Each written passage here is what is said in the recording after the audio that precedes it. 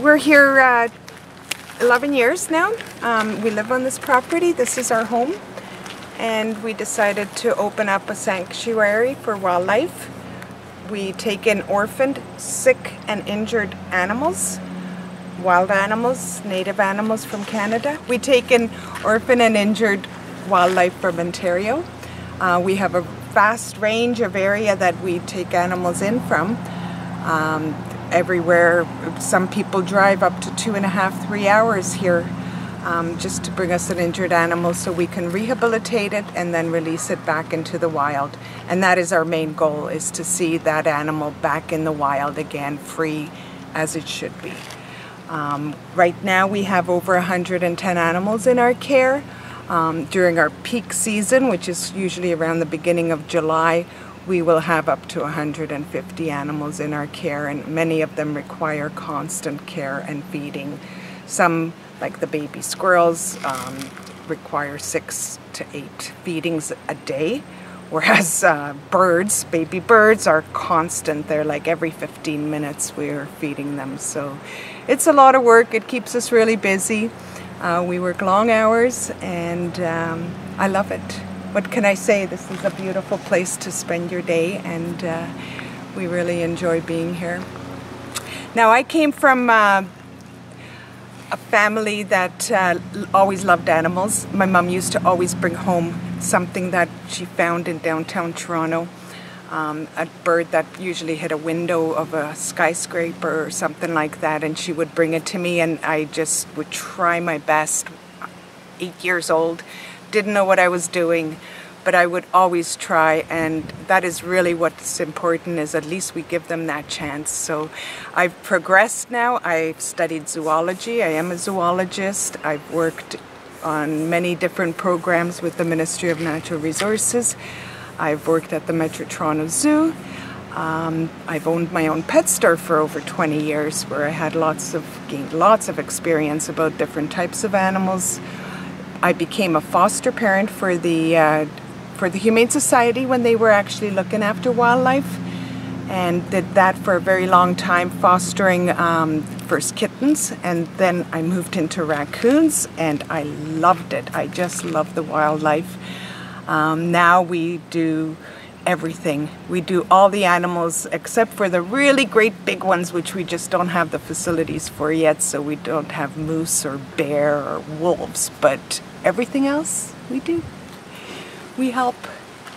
We have a litter of red squirrels, and these are much more common here in this area in the coniferous forest, and a little eastern gray that is all by itself.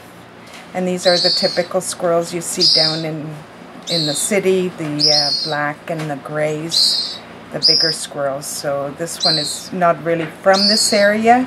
It's just from south of us here. So when she grows up to be a big, strong squirrel, we'll release her down further south. But for now, she's in the company of all the other ones. And it's almost feeding time for you guys, isn't it? Okay.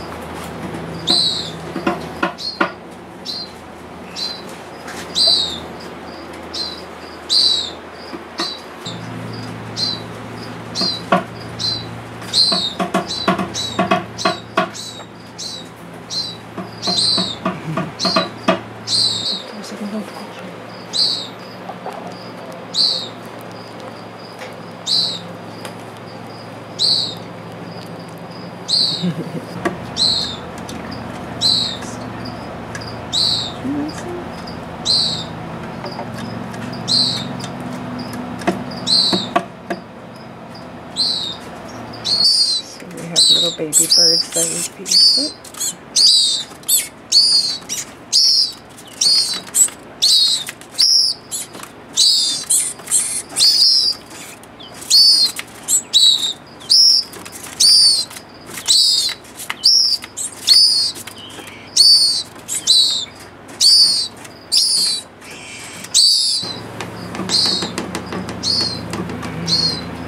Do you want me to hold them?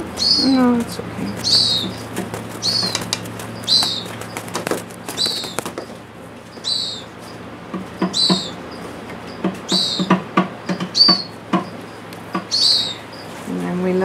see, and this should be all nice and full in here. It's a domestic pigeon, but it was brought in here because it doesn't fly. So she has actually raised babies for us. So when we get a baby pigeon, we can give it to her and she feeds it. Ooh. Yeah, she's a good girl, right? She's our little mummy. So he has a bad leg. And so we tape it up. His leg goes back like that. And we want to set it so it stays forward. So what we did was we bandaged him up. And we do physio with him. Make him stand.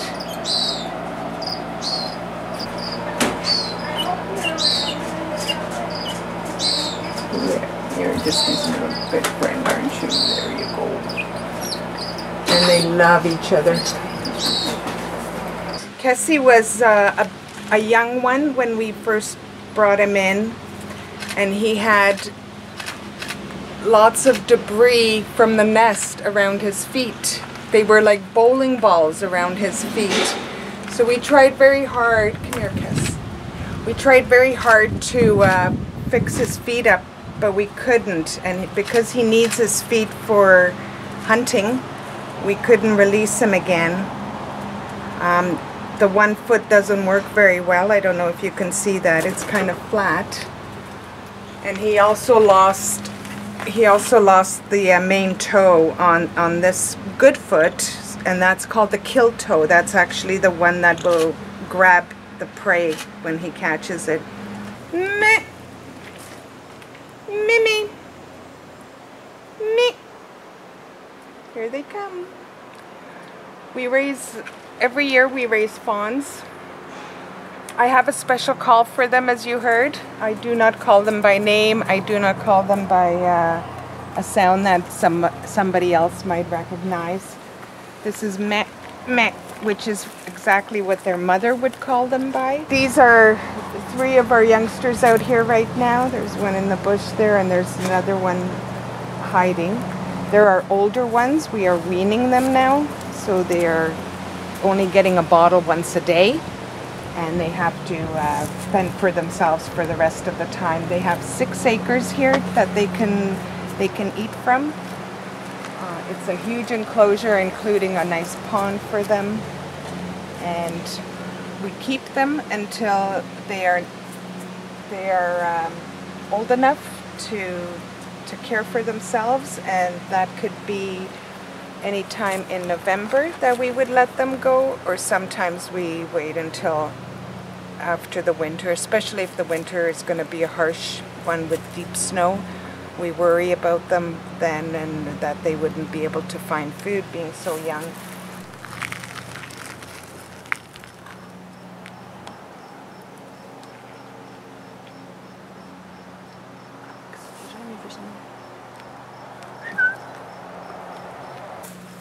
Oh yes. We have little foxes in here, but they're just, you can just see his nose. Oh yeah.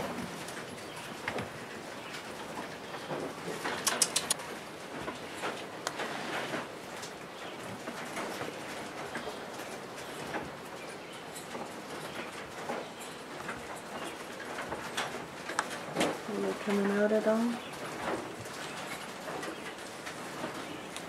Yeah.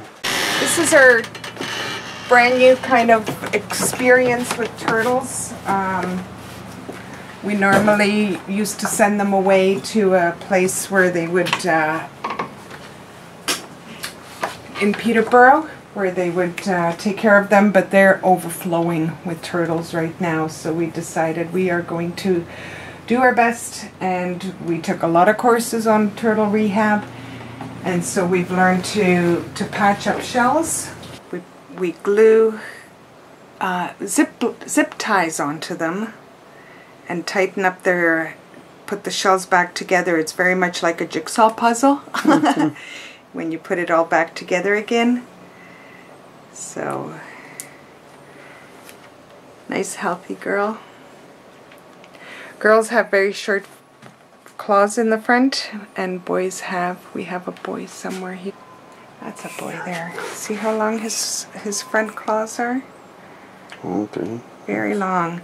And that's because he likes to hold on to her. He needs to hold on to her with his long claws like that.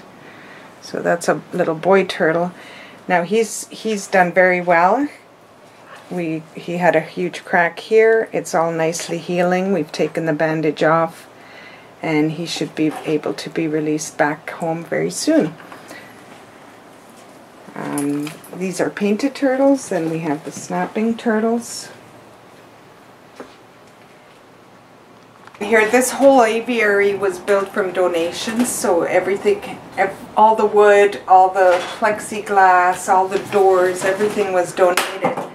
We built the rest of it out of wood from our property here, so the actual frame of it, the log frame, is trees from the bush here that we cut down, stripped, stained, and in here we have an assortment of different types of birds that are recovering, including some turkey chicks down there, blue jays, pigeons.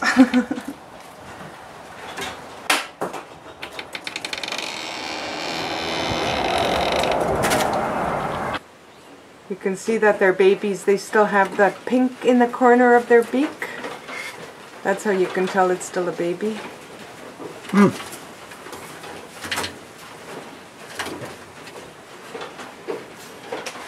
They're big babies. He's recovering from an injured wing.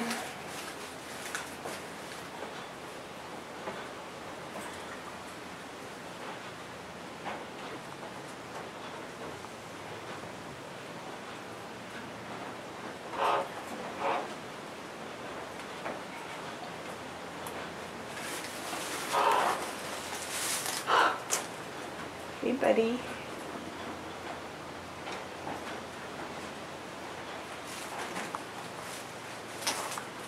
So in this field up here, we plan to erect a great big flight cage that is going to house the birds of prey that we get, like hawks and owls.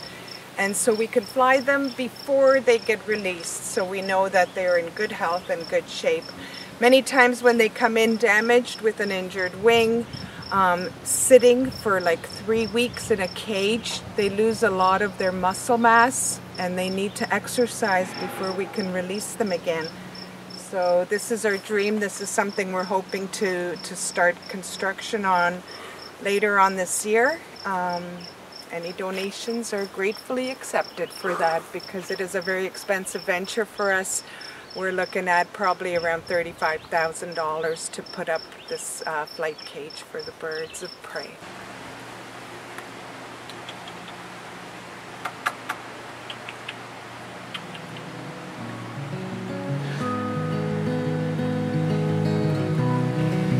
But over time, he healed very nicely, and actually he is going to be released tomorrow. Tomorrow's his big day to go back home.